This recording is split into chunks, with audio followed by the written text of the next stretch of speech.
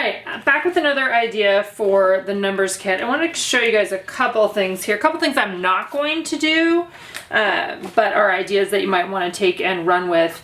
I like the idea of having, like if you have a story of 10 of something, right? There's 10 of these cards.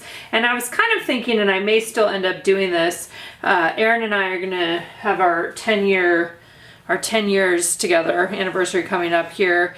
And I was thinking of inside of each of these journal cards, these are 4x4, there is a 2-inch circle. So you could print out circle photos and put those in there, like one for each year or a top 10 sort of thing. This could be a page that is, 2 like 8x12 pages. You can come up with a custom page size. So I was kind of thinking that was one idea I had. And then another idea that I kept thinking of that is more of, I think, what I want to do. I had a couple ideas. Well, I printed out a picture of a recent photo of the 7 of us who went out to dinner all together. And I was thinking about this paper, and I was thinking about that it would be fun to trim this to the same size as the photo and then have one of these be a flip up, right? Like have the number 7 be a flip up and a little story could be underneath there. And for that, what I would do is just use my X-Acto and I would cut right there and then be able to lift it up. And you could do that for a few different numbers if you wanted to. That would be one idea. And then as I kept thinking, I think what I decided that I wanted to do though is I want to cut this guy up. So I'm kind of thinking that maybe I will still cut this to the same size, right? This is the outside of the page protector size. And then I kind of like the idea of cutting these out and layering them on top of each other. I feel like I did this sometime recently with some kit or another. I can't remember what it was.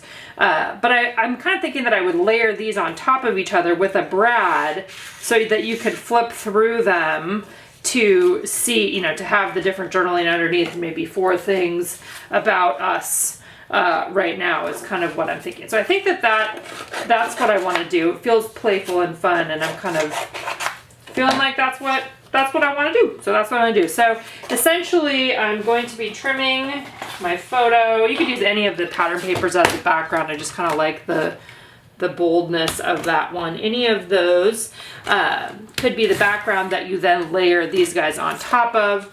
I like showing this also because it's a nice reminder that you can easily cut down the 12x12 pattern papers that are included in the kit to figure out, to the size that you want. I could also easily use this guy, and maybe I'll consider that too, kind of see which one I like having those on top of, and then go from there. But definitely hoping to see somebody do something with the flip up on those numbers. I might do that for another story in the future as we go along here.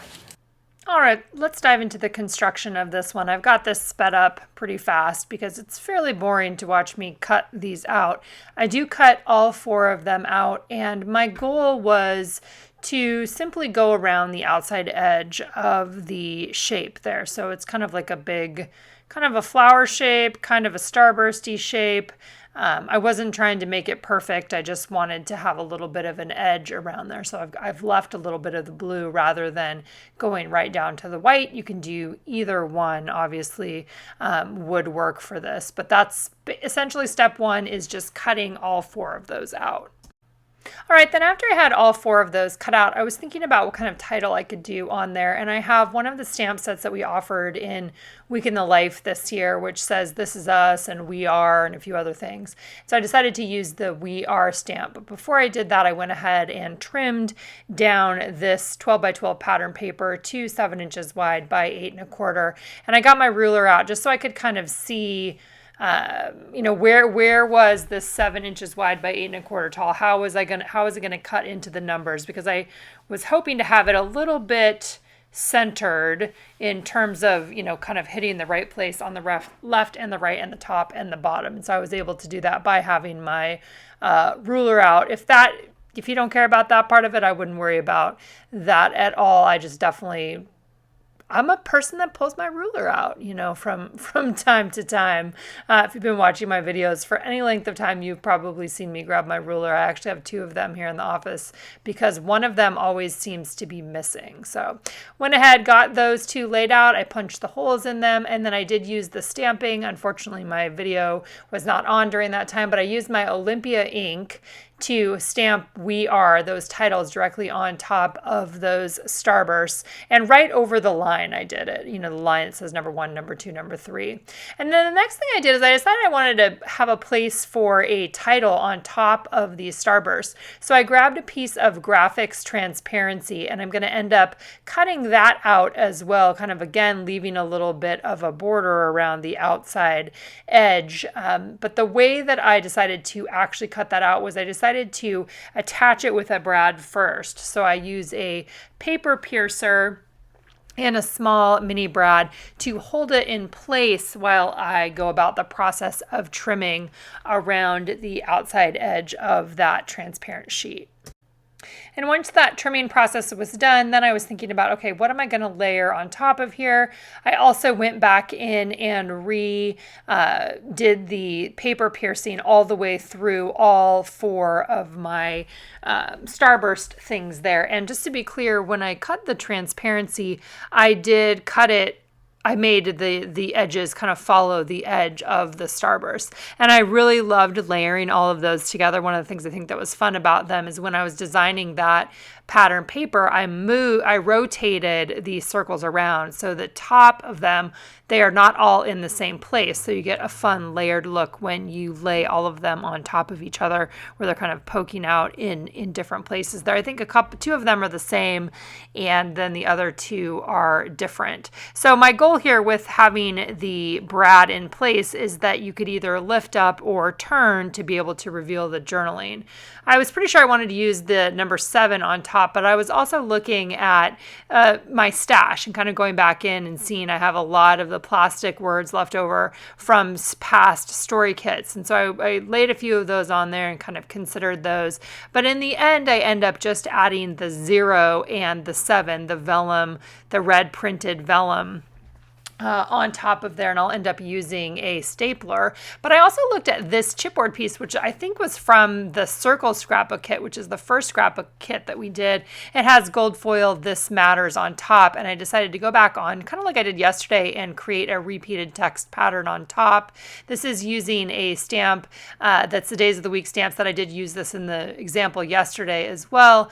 And then it says "Our Story." So I'm just repeat stamping "Our Story" on top. And at this point, I was thinking maybe I would lay that on top of the plastic piece. In the end, I actually end up putting it over on the second page, as you'll see here in a minute, as I was kind of thinking of what other embellishments do I want to add on here.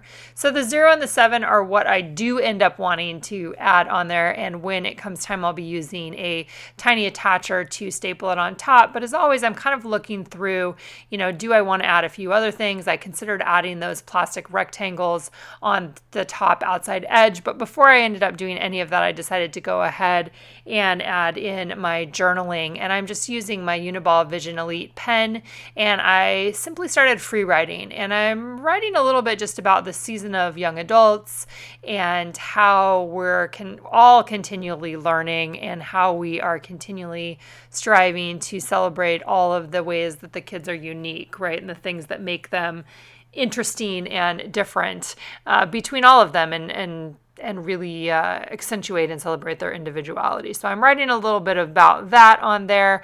Also writing that this photo was taken at our last family dinner before Isaac, who is the second oldest, left to go to college. He started college this fall, so that's a pretty exciting thing, big transition around here. So I referenced a little bit of that, and then just adding in thoughts about this season of life. And so for you, it may make more sense to just have one. You could just use one of these on top, and you could even cover up the numbers if you wanted to, and if you didn't want to use them in the same way as I originally set them up. This would make it go a little, extend the life of these starbursts, or you can do what I did here, which is layer them on top. And I think one of the reasons why I'm loving Outside of the Page Protector, or continuing to love Outside of the Page Protector, is that I can do things like this. this. This is another one of those things that you could, if you like this idea and like the way this looks, you could totally use this idea for December daily and have it be, 4 things that you are picking out, 4 stories, or 4 pieces of a story that you want to tell in December. This would be a fun way to use that. Also, going ahead and adding the date stamp. That's the date that that photo was taken. Then I pulled out my chipboard that I have in my stash, just to see. I kind of, after I had that one chipboard, the one from the Circle Scrapbook kit, then I was kind of seeing, what other ones did I have? I had another one that said stories on it, which is from, I believe, a Stories by the Month kit. And then I also pulled out the September Stories by the Month kit from this year, which had some circles on there, and had the particular one that I think that I ended up picking said, September looks like this. And that ended up being a good match for me in terms of what I was going to be telling in this story. And then to link those 3 chipboard pieces together, I pulled out some fun little gold confetti pieces that I've had for a long time. They have a circle in the middle of them. And so I decided to add a brad through each one of those. I went ahead and laid the largest chipboard circle on top of my paper trimmer and then cut that out. That's the one that you saw me stamp on top of. In this process, I also decided to pull some of the layers of chipboard off the back of these to make them a little bit thinner. I don't think I got all the process of that on here, but you can stick your fingernail underneath there and pull up some of the layers. And I ended up doing that on all 3 of these, actually. And not really because I didn't want bulk, but a little bit more because I knew that I wanted to put the brads through, and with the little stars. So the brad goes through the star and through the chipboard itself. And I think that the brad would definitely go through the chipboard when it's thicker, but I just felt like peeling off the back on there. So that's always something that is available to you to do if you're feeling like it's getting too thick, or maybe it's a situation where you're wanting to layer chipboard on top of each other. The chipboard that we are making now is thinner. So like the one that's over there on the number 7, the September chipboard, is definitely a little bit thinner than these other pieces that I'm working with. And I'm using redline tape to adhere those down onto my full page photo, as well as on top of the 0 and the 7. Those 2 were attached to the transparent piece that's on top of that layered stack there with a tiny attacher. So that's how those ended up getting added on there. And I'm just going ahead and pushing a brad through. I like having something on top of my chipboard pieces that just links them together a little bit more, bringing all 3 of those shapes together, a little bit more repetition within the spread there overall. But really, I really like how this one turned out. It was a fun one to play with.